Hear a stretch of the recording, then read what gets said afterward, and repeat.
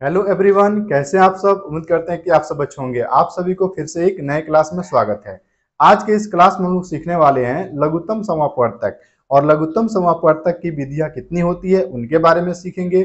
और लघुत्तम समापवर्तक को छोटा रूप में क्या लिखते हैं ये भी सीखेंगे। तो चलिए आगे बढ़ते हैं और देखते हैं आज का क्लास। तो लघुत्तम समापवर्तक, लघुत्तम समापवर्तक की दो विधियां होती है। पहली विधिया का नाम है अभाज्य गुणनखंड विधि और दूसरी भाग विधि। ठीक है। और इन दोनों से हम लोग एक एक क्वेश्चन को सॉल्व करेंगे और इस क्लास में सीखेंगे कि इसको बनाते कैसे हैं। ठीक है, चलिए आगे बढ़ते हैं। तो पहला है अभाज्य गुणनखंड विधि। ठीक है, तो अभाज्य गुणनखंड विधि से एक क्वेश्चन सॉल्व करेंगे। तो हमारे पास क्वेश्चन है 16 और 24 का लसा ज्ञात करें। यानी कि लघुत्तम समापवर्तक का छोटा रूप क्या होता है, लसा। ठीक है, तो लिखेंगे यहाँ पे 16 और 24 का लसा ज्ञात करें। तो सबसे पहले लिखेंगे हल और उसके बाद लिखेंगे 16 और 16 का अभाज्य गुणनखंड तोड़ेंगे। कैसे, देखिए इस तरह से, दो गुने दो गुने दो गुने दो गुने दो अब गुने दो। ठीक है, ध्यान से देखिए, दो गुने दो गुने दो गुने दो। अब यहाँ पे गुना कीजिएगा फिर 16 आ जाएगा। कैसे, दो दूना चार, चार दूना आठ, आठ दूना 16, ये 16 आ जाएगा। यानी कि इस साइड भी बराबर हो गया, इस साइड भी बराबर हो गया। लेकिन 16 का अभाज्य गुणनखंड हम लोग तोड़ दिए। चलिए अब 24 का भी तोड़ते हैं। तो लिखेंगे यहाँ पे 24। ठीक है, बराबर 24 को कैसे लिख सकते हैं, दो गुने दो गुने दो गुने तीन। कैसे, तीन दूना छः, छः दूना बारह, बारह दूना 24। इस साइड भी बराबर हो गया, इस साइड भी बराबर हो गया। लेकिन अभी हमारा आंसर नहीं आया है। अब इसका आंसर लाएंगे। अब देखिए क्या करेंगे, इन दोनों अभाज्य गुणनखंड में हम चेक करेंगे कौन कौन से मैच हो रहे हैं। जैसे देखिए, ये दो एक जैसा है, इसको घेर देंगे। फिर उसी तरह से ये दो है, इसको घेर देंगे। फिर यहाँ पर भी दो आया है, इसको घेर देंगे। ठीक है, लेकिन जो नहीं एक दूसरे से मैच कर रहा है उसको भी हम छोड़ देंगे वैसे ही। देखिए ध्यान से, इसका भी हम यूज करेंगे लेकिन अभी यहाँ पे नहीं घेरेंगे। ठीक है, देखिए अब हमको चाहिए क्या जी, लसा निकालना है। तो लिखेंगे यहाँ पे लसा, क्या लिखेंगे, लसा। ठीक है, अब लसा निकालना है, जो मैच किया है उसमें से एक एक संख्या लिखेंगे। इन दोनों में से एक संख्या मैच हुआ है, इसमें से एक दो लिख लेंगे। दो हो गया, फिर इससे भी लिखेंगे दो गुने, फिर इससे भी लिखेंगे दो गुने, दो गुने दो गुने दो।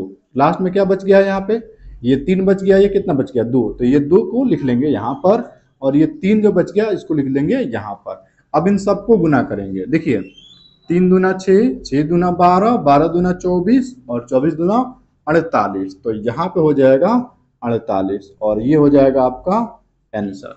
इस तरह से जो है हम अभाज्य गुणनखंड विधि को सॉल्व कर लिए। ठीक है, चलिए आगे बढ़ते हैं। भाग विधि से सॉल्व करते हैं एक क्वेश्चन और सीखते हैं कि कैसे इसको बनाते हैं। ठीक है, तो हमारे पास क्वेश्चन है जैसे में 40 और 48 का लसा ज्ञात कीजिए। लसा मतलब क्या होता है, वही लघुत्तम समापवर्तक का छोटा रूप को हम क्या कहते हैं, लसा कहते हैं। ठीक है, तो 48 और 40 और 48 का लसा हम लोग कैसे निकालेंगे, चलिए देखते हैं।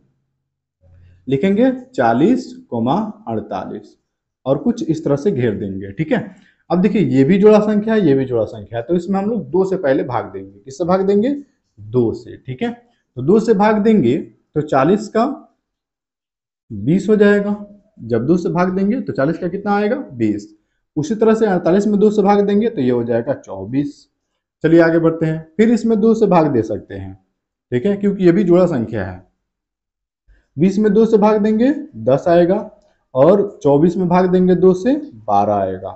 फिर ये भी जोड़ा संख्या है, इसमें भी दो से भाग लग सकता है। 10 में दो से भाग देंगे 5 आएगा और 12 में दो से भाग देंगे 6 आएगा। ठीक है, अब देखिए फिर उसी तरह से 6 में दो से भाग दे सकते हैं तो दो से भाग दिया जा सकता है। 5 का 5, क्योंकि इसमें भाग नहीं लगेगा दो से तो वैसे ही लिख देंगे। और 6 में भाग दे सकते हैं, तो 6 में भाग देंगे दो से तो कितना हो जाएगा, तो यहाँ पे हो जाएगा 3। ठीक है, अब देखिए इसमें हम डायरेक्ट 3 से भाग देंगे। कितना से, 3 एकम 3, क्योंकि ये अलग पढ़ाई में है, ये अलग पढ़ाई में है। और 5 का 5 लिख देंगे।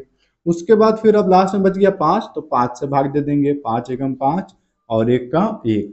अब ये समाप्त हो गया। ठीक है, अब क्या करेंगे, अभी हमारा आंसर आया नहीं है, अब लाएंगे।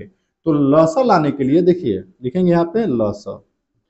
लसा लाने के लिए इन सभी संख्याओं को आपस में क्या करेंगे, गुना करेंगे। कुछ इस तरह से देखिए, 2, यहाँ 2 है, 2 गुने, फिर 2 गुने, फिर 2 गुने, फिर 2, और लास्ट में कितना है जी यहाँ पे 3 है तो 3, और फिर उसके बाद 5 है तो 5। ठीक है, अब इन सबको हम गुना करेंगे और जो आएगा वही हमारा क्या कहलाएगा, लसा हो जाएगा।